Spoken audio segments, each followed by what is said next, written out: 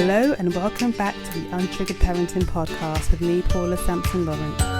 This is part 2 of our Empowered Conversation series, and today my very special guest is Liana Bryan, a former occupational therapist and now parent coach and mum of 2 boys. I talked to Liana about her journey into embracing more self-compassion for herself after struggling with mum guilt and how that's impacted her and her parenting. Well, so first of all, we just want to welcome Liana. I'm so happy that you're on the podcast. So if you want to just introduce to everybody listening, just tell us a little bit about yourself, what you do. Hi, Paula. Well, I'm super excited to be here and Yay. It's lovely talking to you. So yes, I'm Liana and I'm a certified parent coach, just like yourself. And I'm just really pleased that through our journey of parent coaching certification, our paths have crossed and now we actually get to do this. So this is really exciting. It is. But I think that when I was thinking about doing the podcast, I thought of you because, you know, you've spoken to me in the past about self-compassion and how that was such a big sort of journey for you and how you've come through it and how you've now kind of at the other end of it. So I wanted to kind of get you to take us on a journey through that, because I know that a lot of mums will struggle with that too, because I know I did. And so they can sort of learn from you how you got through it. So if you just want to start with sort of an insight into how you were brought up and what the kind of parenting style was taking place in your home and how you think that sort of shaped you into the parent that you were at the beginning of your journey. Sure. So yes, I was brought up in a very loving family where there was a lot of warmth, physical affection, and we had a lot of joy as a family, and there were plenty of times when we felt really connected and had a lot of fun together. And of course, because it was such a long time ago, there was no Google, there was no podcast like this, there was no information available. So of course, my parents did the best they could. And of course, that was all based on the way they were parented and everything they were taught by previous generations, which means, of course, there was traditional parenting. There was quite a lot of control.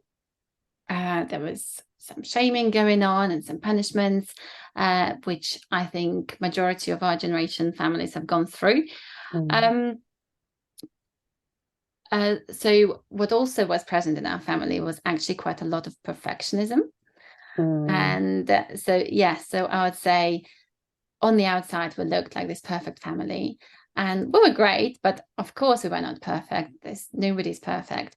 But there was a big emphasis on that. And it was the same in our home. Things had to be super tidy, super clean. Everything had to be perfect. And guess what? Because, of course, now I'm a recovering perfectionist. Yeah. So my mum was a perfectionist and I was such a perfectionist. And it's only now I can realize like the level of that, because I'm coming out on the other end and I'm still recovering from it.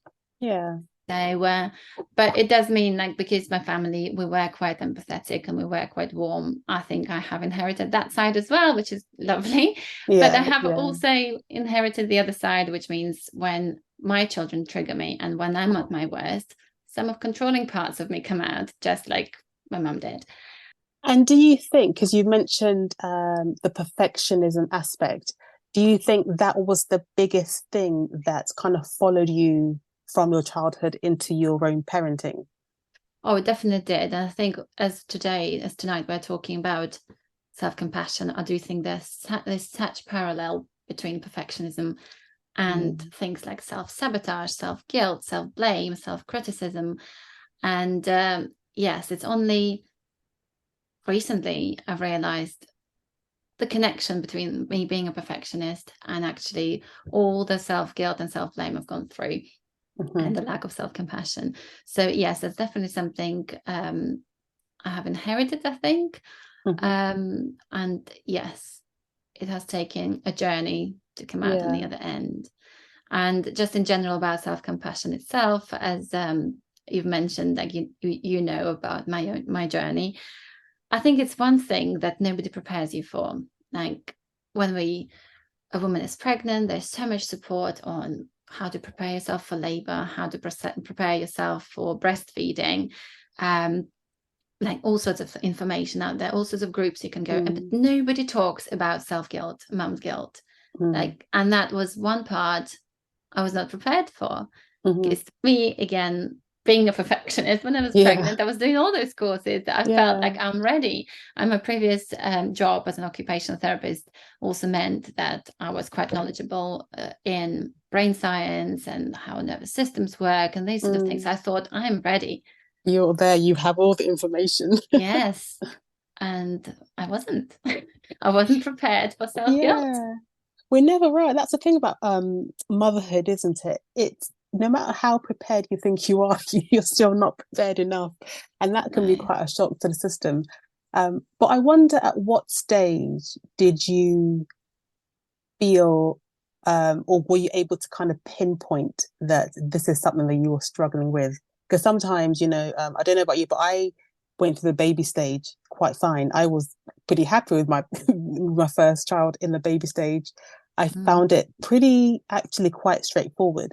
It wasn't until about two and a half I started to go, oh, I don't quite know what I'm doing now, Yeah. So Yeah. I don't know what stage you kind of the struggles, I suppose, started to manifest for you. Yes, I know exactly when it started. So when I had my first child, I've got two Because you've got two, boys. haven't you? Two boys, yeah. I've got two boys. They're 6 and 4 at the moment. 6 and 4 now. So when I had my first boy, and I found it quite easy, apart from the general stuff like sleep Yeah, deprivation and all yeah, that. yeah.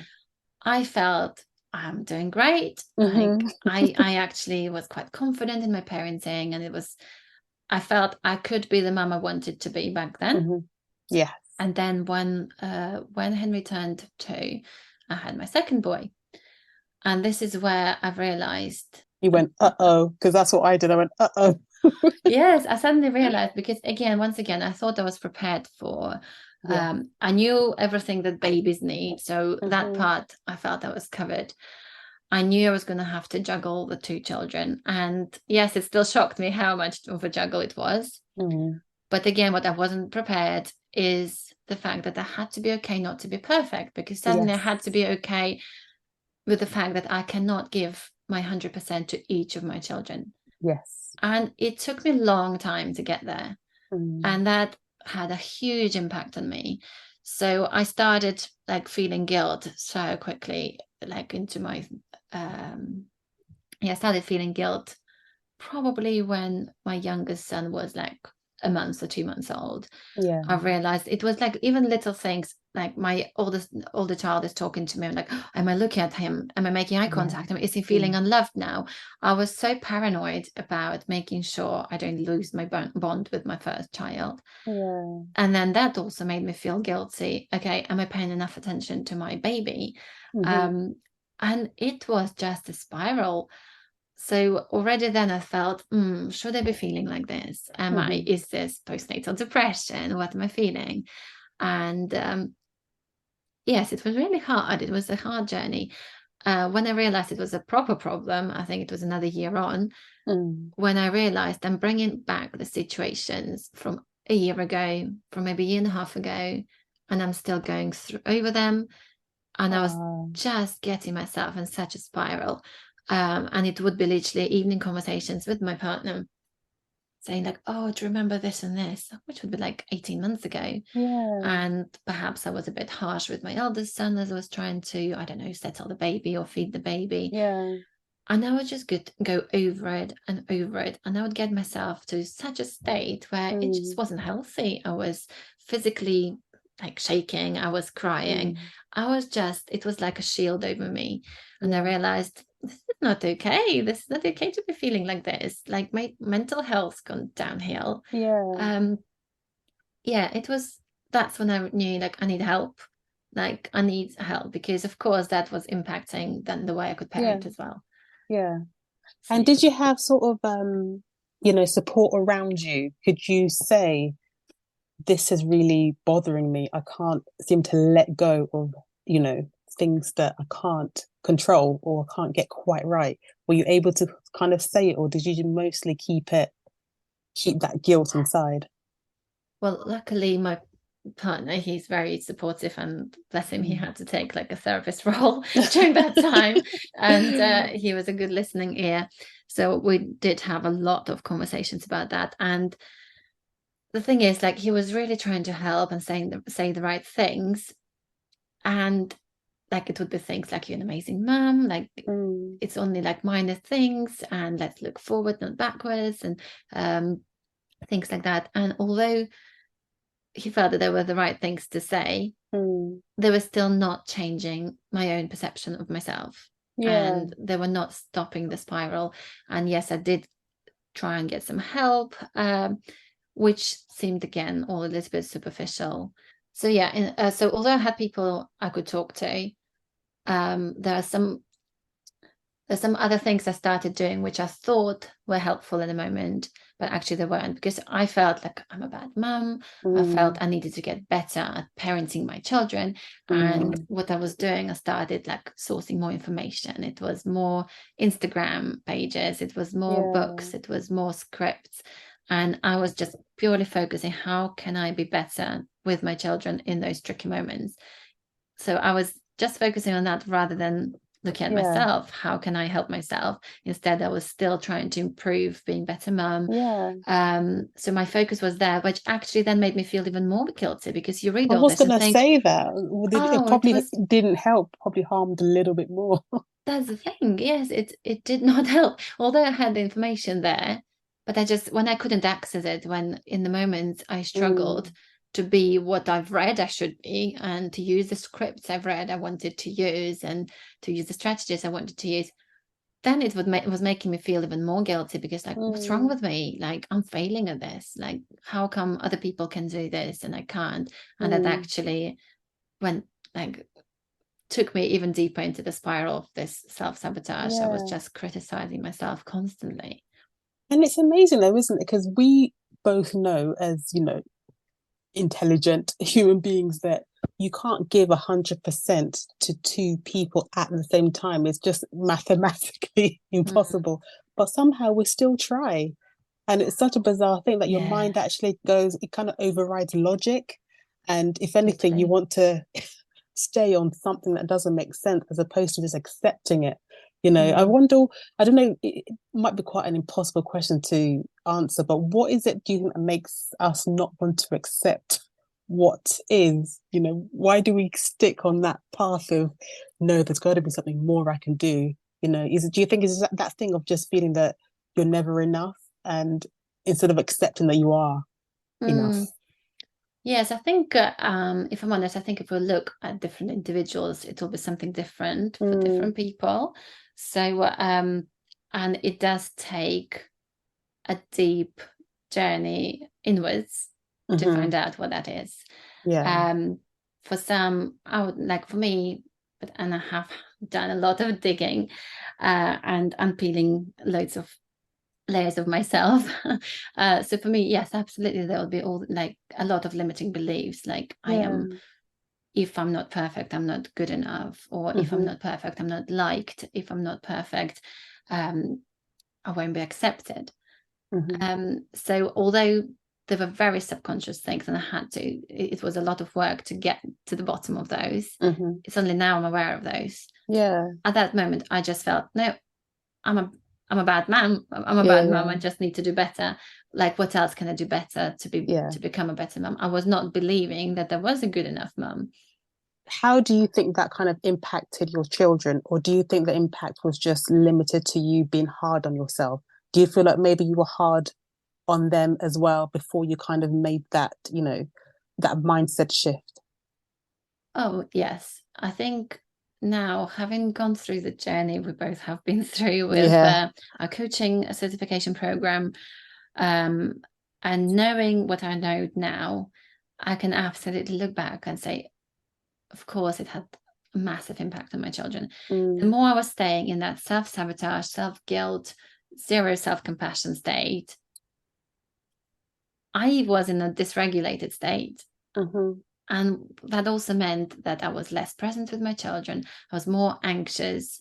Um, my mood was really affected. I was feeling Yeah. quite low, which also meant I had less energy. And yes, I could definitely give so much less of myself that I wanted to. I was just wondering, at what stage did you sort of discover self-compassion, even the term, even what it meant? And yeah, even discovering it and feeling like that's what you needed and deserved. Because I can imagine that even when you first heard about self-compassion, it might be hard to accept that for yourself. So how did Mm. you get to that point where you said, you know what, I need to give myself that?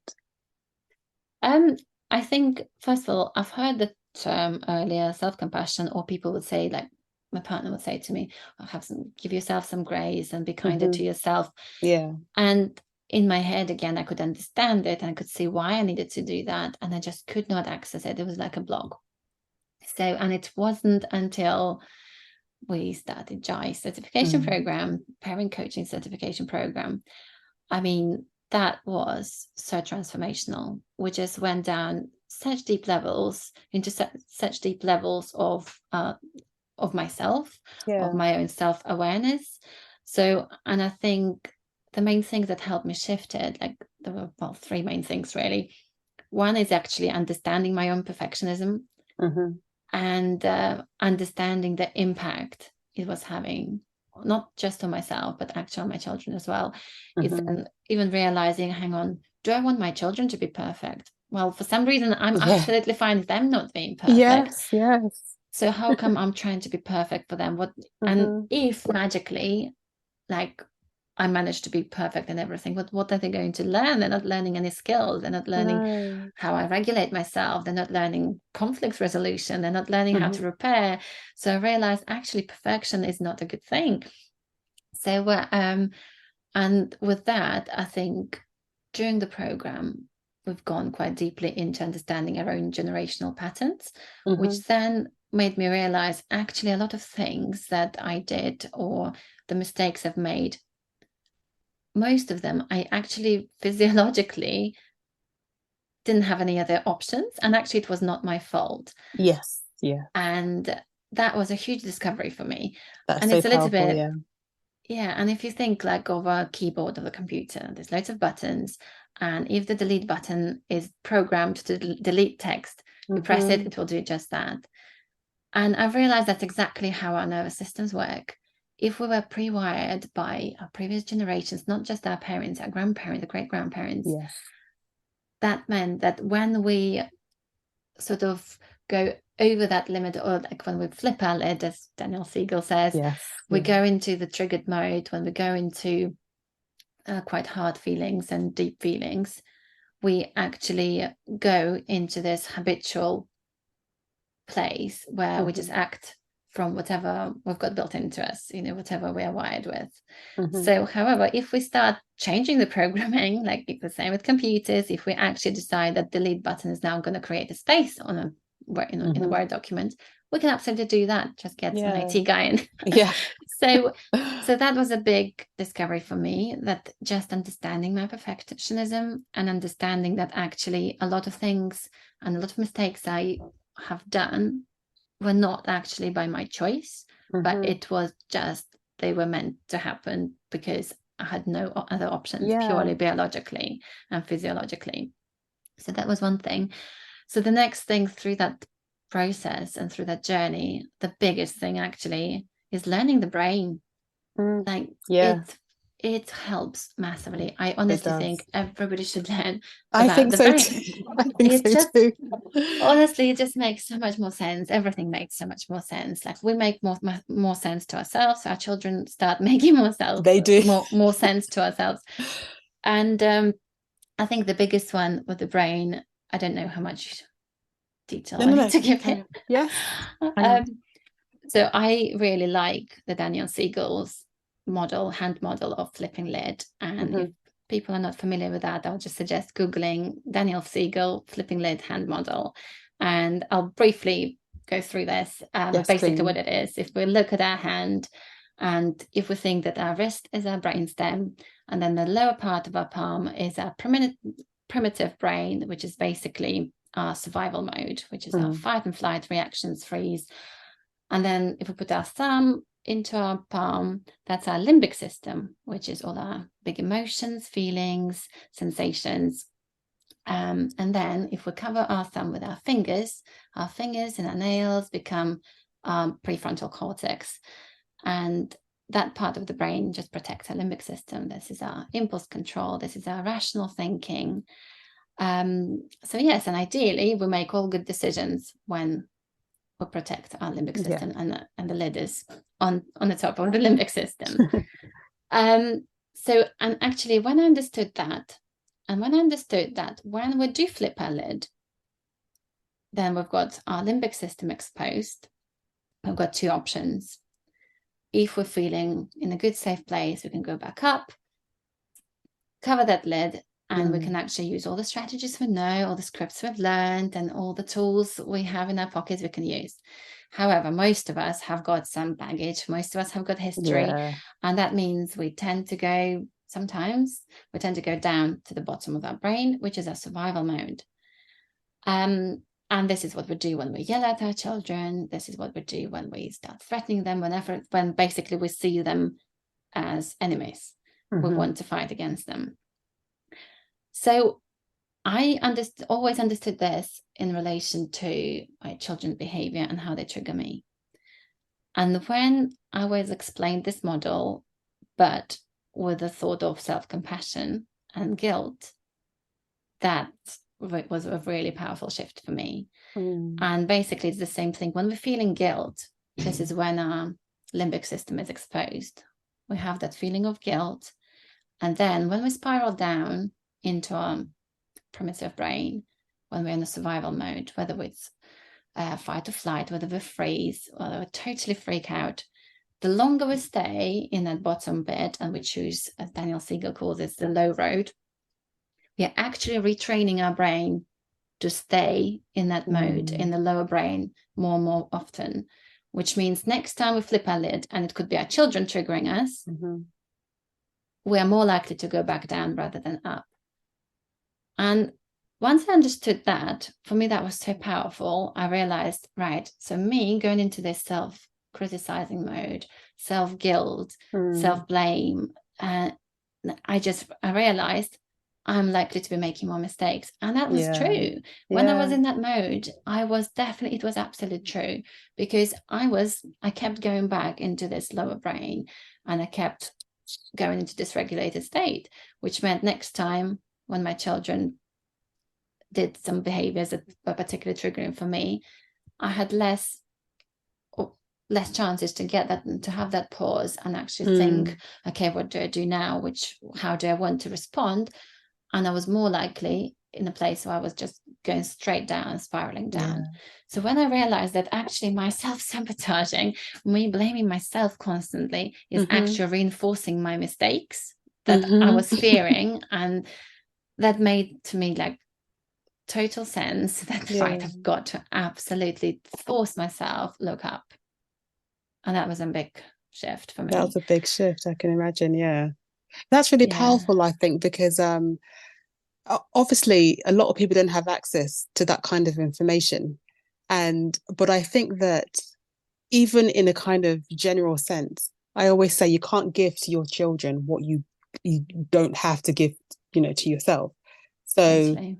If we're going to give our children compassion and empathy and all those, good things, we've got to start giving it to ourselves first. But I can imagine when you're a perfectionist, you might not even think that you deserve self-compassion because your standards are so high that you're not allowed to fail. You're not allowed to, drop the ball. You can't be less than. It's always got to be here, And did you feel that, like you said earlier, you don't expect your children to be perfect? No. So do you think that also helps you into shifting your mindset that, I don't expect them to be perfect. Why am I having such a hard time letting go of that perfectionism, for myself? Oh, definitely. Yeah, definitely. I feel all those things I've mentioned, and that knowing that what am I why am I expecting this from myself when I'm Hmm. absolutely not expecting this from my children? It's, yeah, it just doesn't make sense. You know, so, Yeah. and like I've got to say, it's shifted hugely for me now. So I'm definitely on the other side of it. Yes, there's sometimes moments that it comes out, but Mm. I am much more control over it, and I'm very aware of it. And I can then have a pause and shake myself up and get myself back on track. Yeah, I was going to Um, ask you, what does that look like, being on the other side of it now? What does that look like in your everyday sort of parenting or going through life in general? well, I think the biggest thing is, before, I think I was trying to get rid of guilt. That was Hmm. my focus. I hate feeling guilty. I need to get rid of it. How do I stop feeling guilty? Hmm. And of course, we can't stop the feelings. We Mm. absolutely cannot get rid of the feelings. Guilt is one of our primitive feelings. You know, we all experience guilt at some point. And excuse me, when I've learned to accept that, and instead of pushing it away, is welcoming it and actually Mm. giving it a lot of attention, because the more we push something away, the more it knocks on our door. So, Absolutely. and yes, again, through our coaching program, I've realized, I've learned how to do that, and I've learned Yeah. how to say hello to my guilt, you know. So, and it's like, it's the whole process you've got to take yourself through. And it starts with actually just naming what has happened. Hmm. So, for example, if I raise my voice at my child, I'll say, well, I shouted, or I was a bit rude, or I was impatient. So I'll name exactly what has happened. And Hmm. then I will name how I feel about it. I will absolutely say to myself, I feel guilty. I feel so guilty. I Hmm. feel so shameful. Um, and I wish I hadn't done that. And then I'm thinking, okay, what was going on before it happened? What was I feeling? So again, I'm just trying to piece it all together and come up with a narrative about the whole situation rather than hiding away from it. Yeah. And because when we create this narrative, we actually help ourselves to process it and get Yes. through that feeling, rather than, and if we put it away, well, we're just suppressing it and it will be coming up again. So, and then the biggest thing is actually working out what my needs are in the moment. Hmm. So, for example, if I had a bad night's sleep, or if I'm not feeling well, if I have a headache, or whatever happened, you just know, if my need was, I need more sleep, I needed some peace, I needed Yeah. like some headspace, or I needed food, maybe I was Yeah. just hungry. You know, it's basic things like this to actually work out, because there's always a need Yes. underneath behavior. Underneath their behavior. Absolutely. And it's not just for children, it's for ourselves too, Yes. you know. So when we misbehave and do what we don't like, or what we would wish we hadn't done, Hmm. there's always a need beneath that. And it's actually voicing that to yourself Yeah. that really helps, and that really helps to trigger that self-compassion within you. Yeah. Because then suddenly you're naming it to yourself. Of course, it makes sense. I did this because I know that I need 7 hours of sleep and I only had 4 hours of sleep. Of course, Hmm. it makes sense. I can't function fully. So, and then I also don't hide away from analyzing, not analyzing. I don't hide away from reflecting on how the impact it had on my children.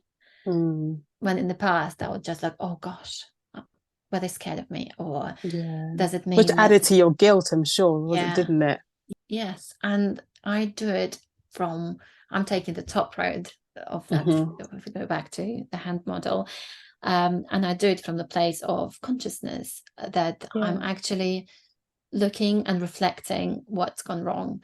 And then I make commitment, okay, what do I want to do next time? And I want to practice that, you know, Mm. so I go through that. And the biggest thing is to forgive yourself. And that's, I think in the past, I would be very quick to go and repair with my children and apologize. But Yeah. actually, inside, I was still self blaming, I was still feeling guilty. And Hmm. actually, then it's not authentic. So we have to allow ourselves to just make mistakes and actually let it go. And once we've processed that, we actually need to remind ourselves whether we absolutely deserve forgiveness ourselves. And Yes, then when we, absolutely. yeah, so yeah, that's the process I take myself through, really. And I can't even express how much lighter I feel. I was going to ask you actually, Ah, what has been the impact of, practicing self-compassion on your parenting, first of all, and then just in, how you approach life in general? oh, huge. First of all, like just first on myself, I feel so much lighter. I Mm-hmm. feel I'm alive again, because back Mm. when I was in a really dark place with all this, I felt I was in this dark bubble and I couldn't come out of it. I feel free again, and I feel much Yeah. lighter, and I feel um like my mental health, my emotional health is much better. Mm-hmm. I've got much more energy. I'm just feeling more joy, and I Yeah. can actually enjoy moments again, because it got to the point that I've noticed I actually haven't had a giggle for a while. I haven't had a proper good laugh for a while. And I Yeah. feel now I can do that again. I have actually capacity to do that, because I Mm-hmm. think I had sabotaged myself so bad. I didn't have any capacity left to actually process joy. It just was bouncing off Um, me. So now I feel, no, I've freed up some space and I can actually yeah. enjoy life again.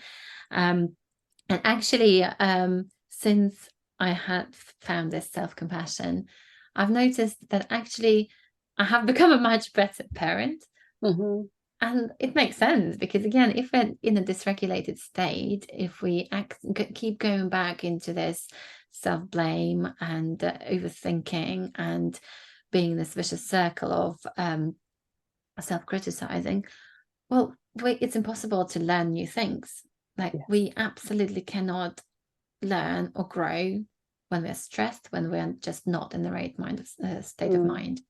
So, and since I've actually given myself grace, and since I've started loving myself again and Mm. allowing myself to actually love myself and be Yeah. kind to myself, I have actually started growing massively as a parent. Like, I actually feel, no, I can find that pause. I can make choices how I want to Yeah. respond.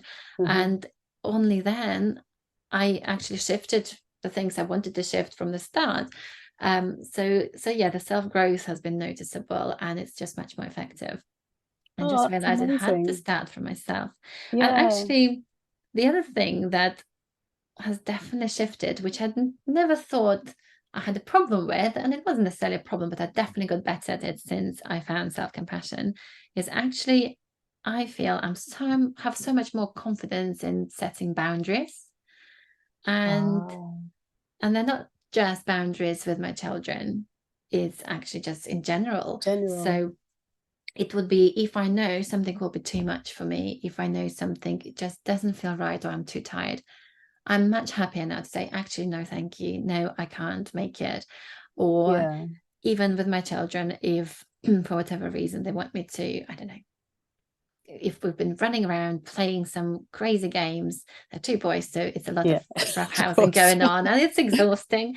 And if I get to the point, you know what, I'm done now. So Mm-hmm. I'm absolutely fine putting my hand up, like, guys, no, I need a break now. Mm-hmm. And I need my 20 minutes, and I'm just going to go to my room and actually I'm going to read a book or something. So I feel I'm so much better at Yeah. setting my own personal boundary, and I know my limits. And I just know, actually, if I say yes to something that doesn't feel right, I'm not being kind to myself. Mm. So yeah, So that has true. definitely shifted.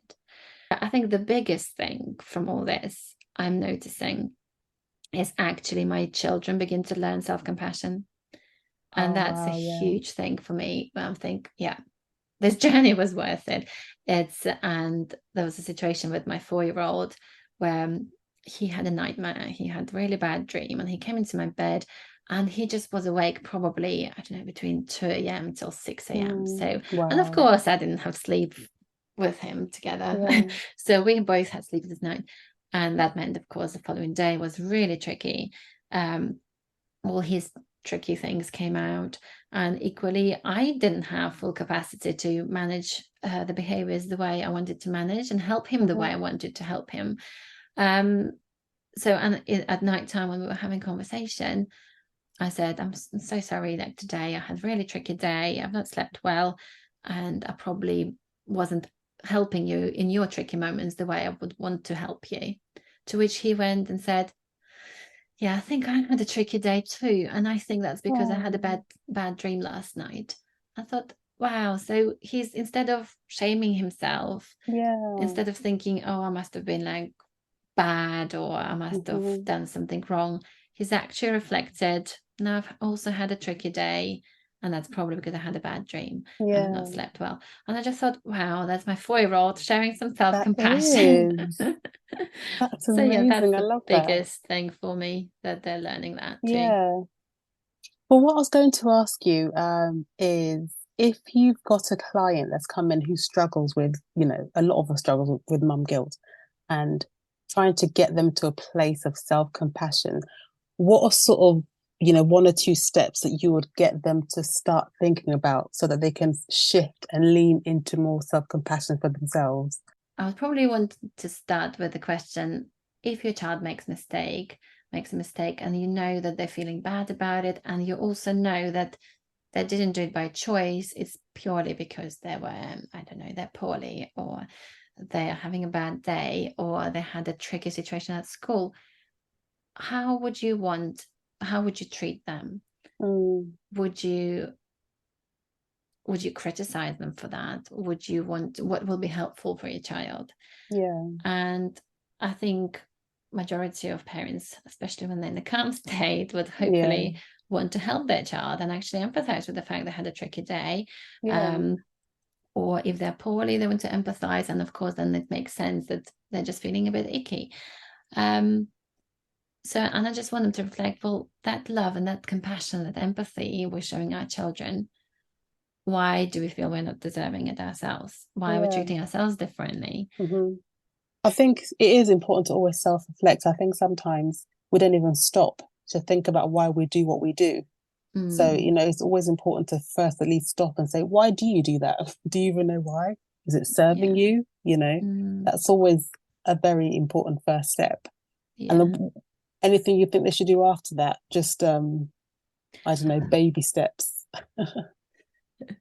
I would absolutely want to take them through the understanding of the brain bit in the Yes. simplest way possible, Hmm. and just for them to see the impact it's having on them and Yeah. on their children. Because Hmm. I think when we become parents, we just often tend to care of our children, think of their needs constantly.